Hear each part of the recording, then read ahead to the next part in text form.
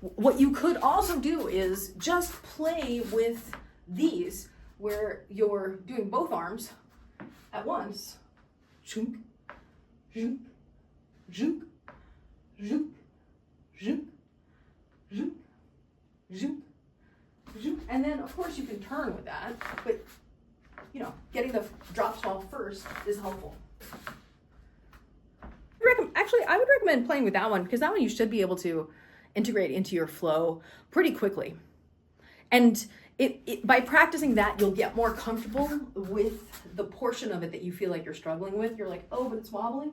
Yeah. So practice going down with it and coming back up with it. Boom and boom and boom and boom. Think of your arms as like the shock absorbers in your car that prevent you from doing a lot of bouncing. So right now you have a very stiff, your arms are coming to a stiff stop like this. And see how I have that much wobble when the arm is stiffly stopped? You're stopping the arm sharply. Instead of stopping the arm sharply, soften the arm, decelerate. Soften the arm, decelerate. Soften the arm and decelerate.